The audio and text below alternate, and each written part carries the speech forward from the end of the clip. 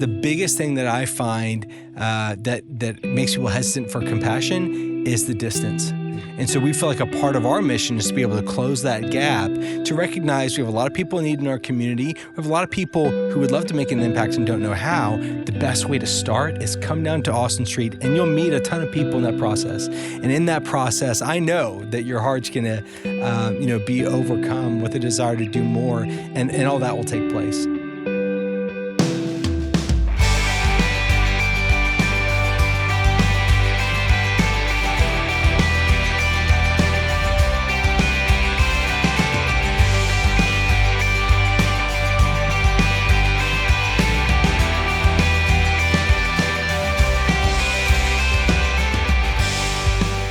Welcome to the More Than Sunday podcast. I'm Rohini Drake, and I'm on staff here at First United Methodist Church Richardson.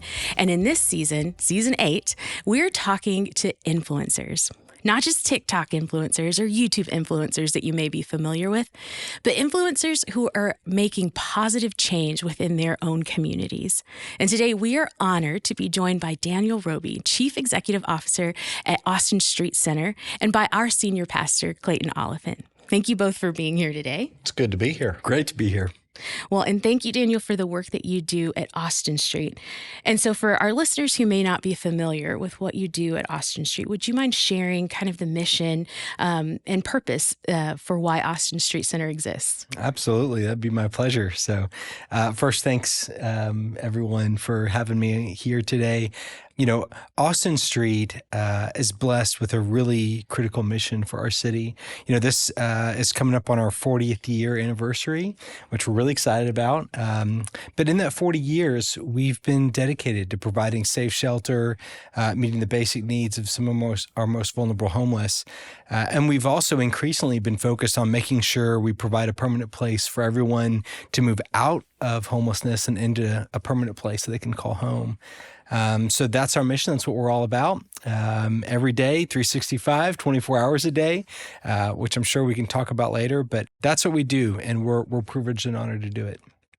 It's incredible. Daniel, how did you get into this work? I've known of you for many, many years. I know your mom's a United Methodist pastor, your dad an active layperson in the church. He and I served on some committees together through our annual conference. Wonderful family that you come from. It's a great family. Absolutely. Great people. But how did you particularly get into this work? I mean, it was the story of my growing up. I mean, my parents were always trying to find opportunities, and I don't know if it was intentional or kind of what all their motivations were, but we were always doing something. And that was, volunteering at Austin Street when I was 10 years old, probably, when I was down there serving with family. But it wasn't just Austin Street. We would go, into the border towns of Mexico with the more ministries. We went to the Appalachian Mountains and built porches, built some roofs in El Paso. I just remember all these experiences growing up. And being in a city like Dallas that has, such great, economy and, growth continuously, decade after decade, and then experiencing this significant need. I remember feeling that tension between why is it that I have what I have and other people have what they have?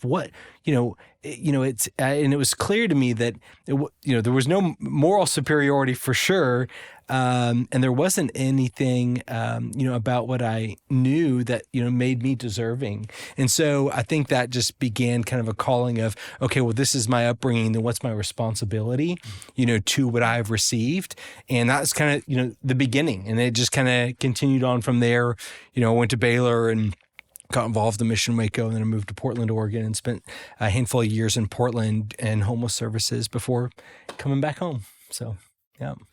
Well, Daniel, as you mentioned, 365 days a year, 24 hours a day, that's a big commitment to serve the people in Dallas that you are serving. So a question I have is, what keeps you motivated? What keeps you inspired to continue with this mission or this journey of service that you're doing there at Austin Street? Well, let me start by saying that, we have an incredible team at Austin Street. And when you're running a 24-hour operation, you have to have people you can rely on. It's certainly not Daniel, there 24 hours a day, 7 days a week, but our team there is extraordinarily dedicated. And for whatever reason, different for each person, it's brought them to a place where they feel that same sense of calling to serve. And I think when people come to your work, and I know you guys experience this here, at First United Methodist, that calling brings a sense of dedication and commitment and compassion that's really above and beyond what you would expect in almost any other environment. And so there's that real tangible sense of getting able to serve the person that's right in front of you that I think drives and fuels a lot of that. For me personally, certainly that same, I guess, sense of calling or really responsibility, sticks with me. And then, trying to, maintain that over the course of years by making sure that we build in the right systems and processes as an organization to make sure this is sustainable for us and that we can continue to expand our impact, without people burning out, which is always a challenge as well, because the need far surpasses the resources to handle it. No, for sure. Yeah, I would think that the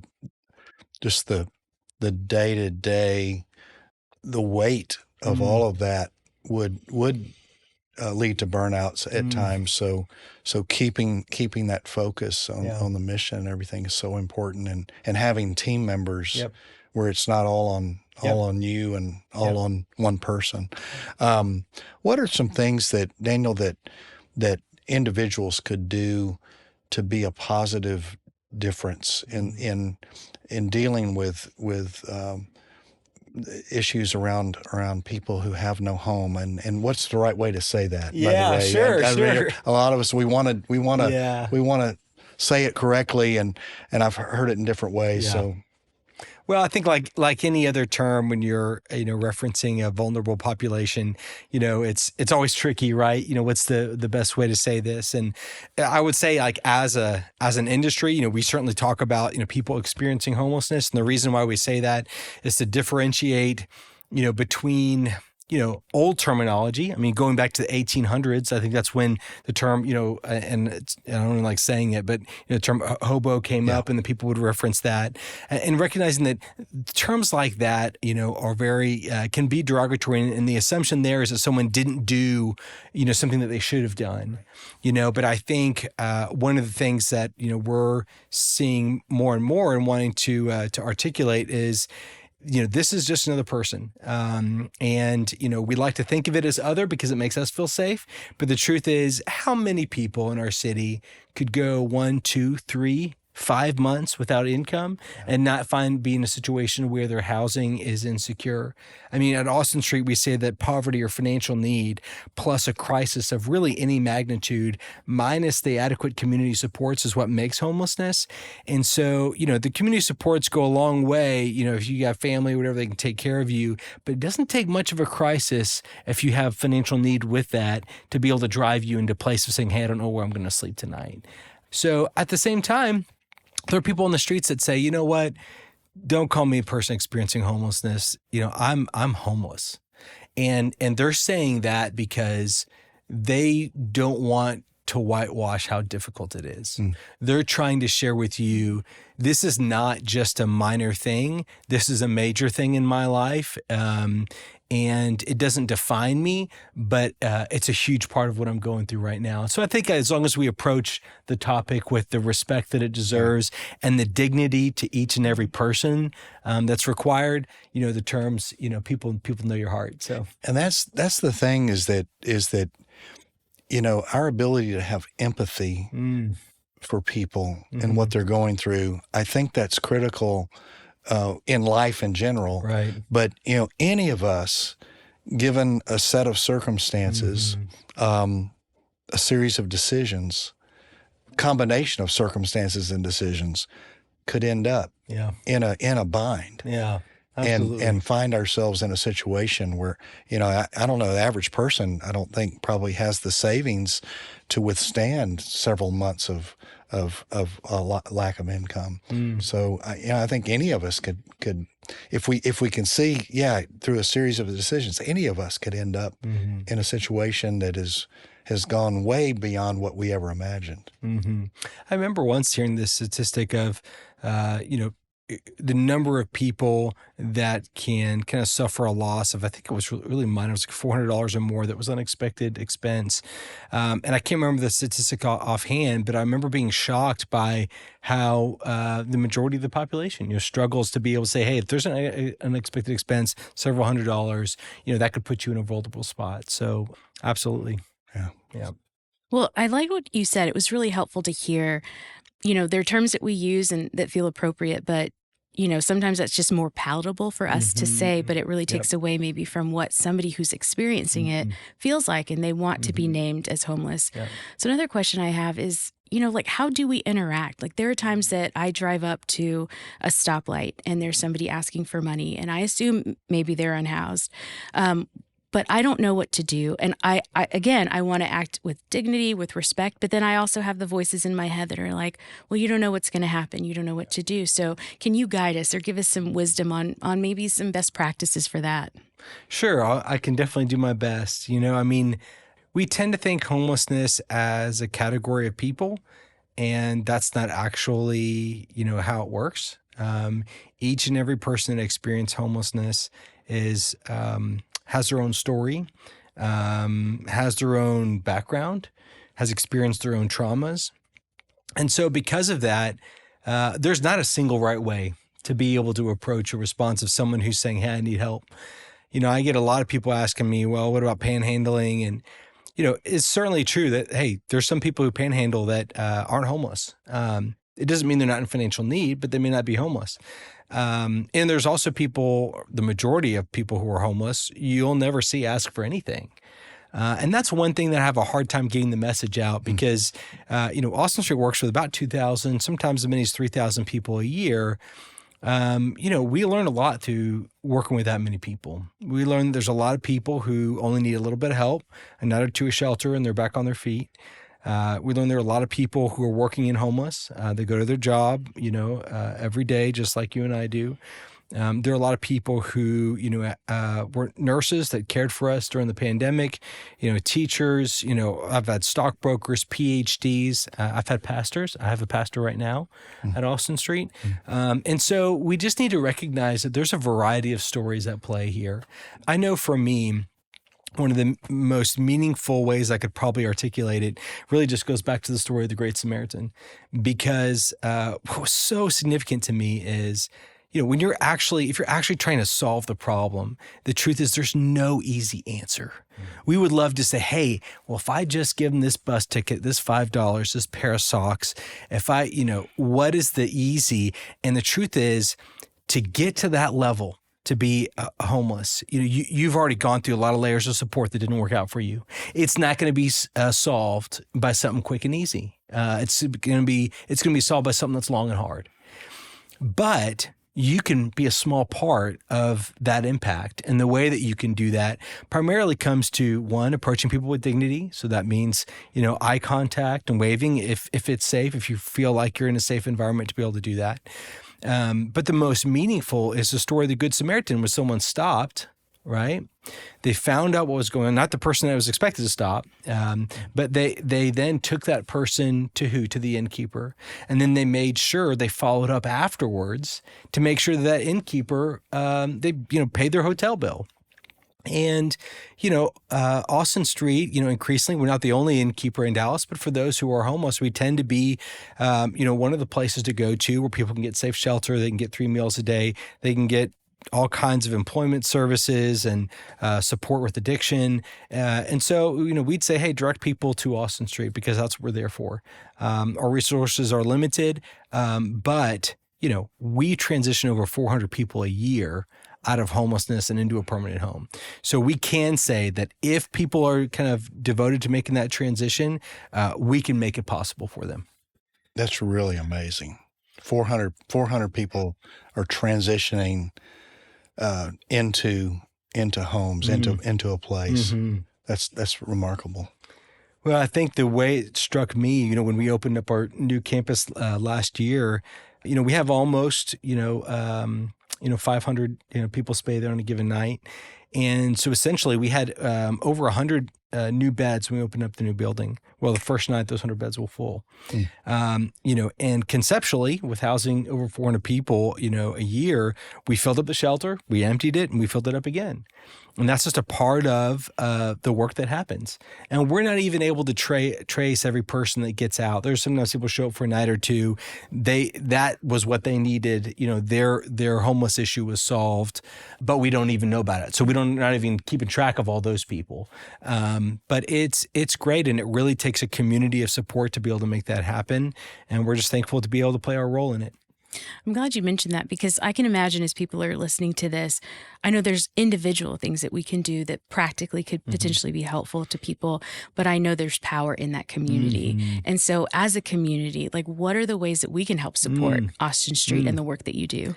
Well, my favorite thing to do is the same thing that grabbed my heart, which is come down to Austin Street, experience it firsthand, serve a meal, sign up to volunteer at the front desk. I mean, we've got all kinds of different opportunities where people can come and get involved. Because the biggest thing that I find that makes people hesitant for compassion is the distance.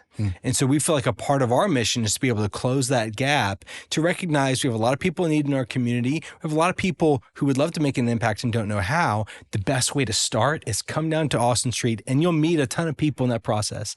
And in that process, I know that your heart's going to, be overcome with a desire to do more, and all that will take place. I mean, I don't want to pull back from the softball opportunity. So please, share on social media, give and all that kind of stuff.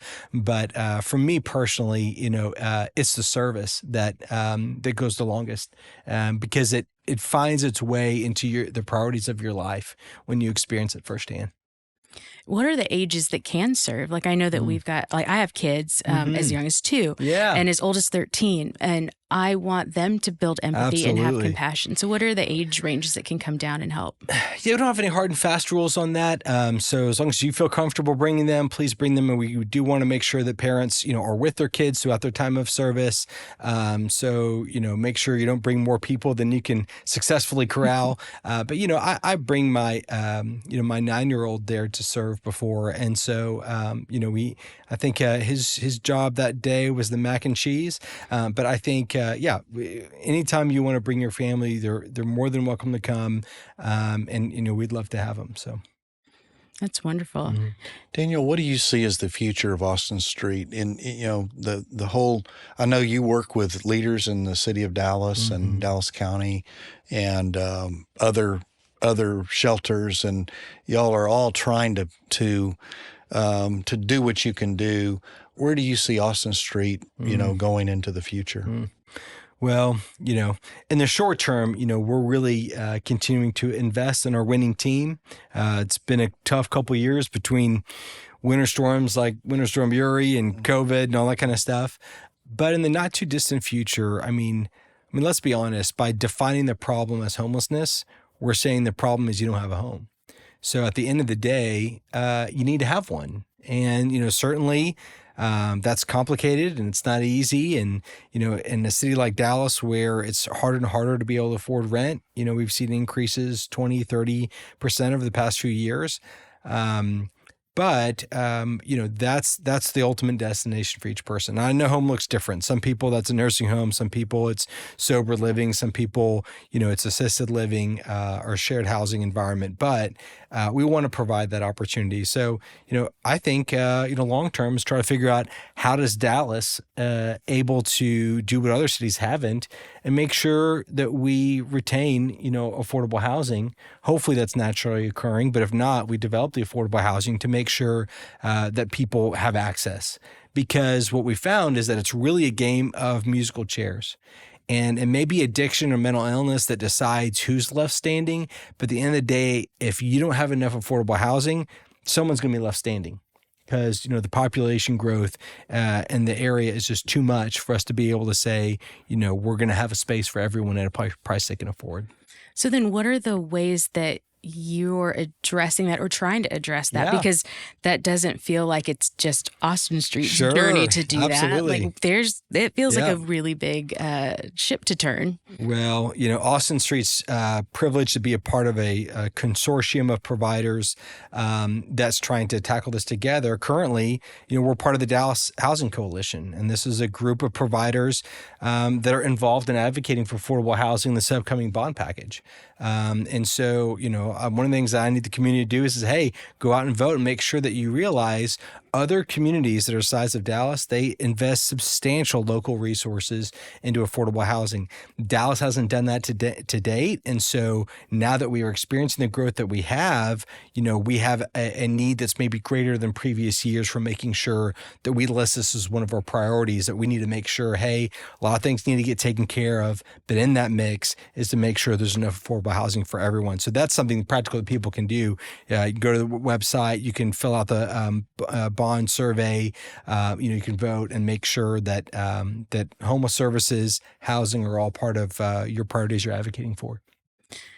And you also mentioned, there are different needs at times of winter storms, unexpected winter storms, and of course, expected Texas heat, maybe even unexpected Texas heat this summer. Right.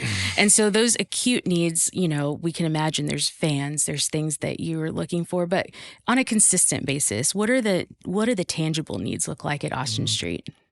Well, tangible right now, there's a lot of practical things. I'm like, hey, if you got blankets, send us your blankets, please. And I say that because typically people wait till it's really cold outside to donate something like blankets. But the truth is we always receive our blankets 2 to 3 weeks after the cold weather hits, right? So we want to make sure that we're coming into the cold weather season, that we have that stuff that we need. But there are lots of different ways people can participate. And, the inclement weather season is particularly challenging in both the heat and the cold. And most people don't know this, but the heat is actually at least as dangerous, if not more dangerous, than the cold weather. Although we've had people, at Austin Street who have come to us from being unsheltered and have lost their limbs due to hypothermia. They've had frostbite, and that's been a part of their journey to us. Was we've had folks that have had amputations on the tail end of winter events, and then come to us, post surgery, post op, to be able to learn to walk again with prosthetics in the shelter. And so it's important to recognize the seriousness of this and, to respond accordingly. Austin Street's been named the inclement weather coordinator for the city of Dallas. So we're responsible for getting together a group of churches, actually mostly Methodist, that are kind of serving and volunteer. So we need people to volunteer for that as well as we bring in people together, both on Austin Street's campus, as well as the possibility of moving to areas like Fair Park if and when the demand gets to that level that it has in our recent couple of winters. We've had a tough season. That's a lot of coordination. It's a lot. It's so much. I'm not going to lie. It's Dallas Fire and Rescue, DPD. We've got, providers there from agencies that support us, like Housing Forward and North Texas Behavioral Health Authority and our calling. So it's a big lift. But we get a lot of great people who are committed to making sure everybody gets inside when they need to. And so as you're kind of naming all of this coordination and the needs, I know that people want to help. And so you've named that we can come down, we can serve, we can see what it's like. But what are all the different ways that you suggest that we get plugged in if we want to help you in your mission there at Austin Street? So, I'll start again with volunteer, come down, quick second to that is give what you can. And to some people, that's, as I remember emptying out my closets, or actually my parents' closet, let's be honest, as a kid and giving to people in need. We need your in-kind donations. I'll be honest too. I mean, we have a budget to raise for in order to provide inclement weather shelter. For $25, people can give,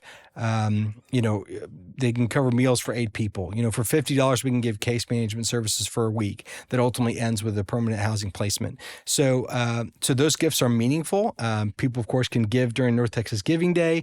They can go to Austin Street Center's website and give. They can come to Humble Beginnings, our upcoming luncheon on October the 27th. So come here, Condoleezza Rice, and make a donation.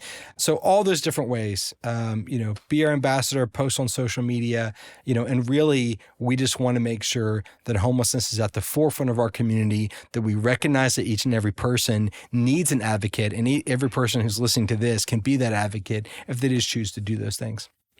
Appreciate it. Daniel, we're really just so proud of you and the work that you do. And we're glad as a church to financially support and hopefully in other ways, volunteer-wise, support Austin Street. I know that my wife and I make a personal donation every year because we believe in what you're doing. And I would encourage anyone to do that. I think it makes such a difference. And you make a difference every day, and your team makes a difference. And as I heard someone at one of the luncheons say one time, Austin Street does the work of angels. And I really appreciate that. Thanks for saying that. Thank you for your donation and for bringing your congregation with you. You know, it is so helpful to know that you really do have a community of support around this issue. And you guys have been doing that for a really long time. So thank you. Thank you. Well, Daniel, thank you so much for making the time today. I know you're busy. You've shared how busy you are. But thank you also for just being the positive influence that you and Austin Street are in the community. We appreciate it. Appreciate the time. Clayton, thanks again for being here. Joy and privilege. Thanks for having me on. Thanks. And thank you all for listening. And all of the resources that Daniel mentioned and ways that you could support Austin Street Center financially or by volunteering or immediate needs, we'll make sure that we put the link to that website on our website at FUMCR.com/morethansunday. And so we hope you listen again next Wednesday when we release a new episode everywhere that you can listen to podcasts or on our YouTube channel, which is youtube.com/FUMCR. Thank you so much for listening, and we hope you have a great week.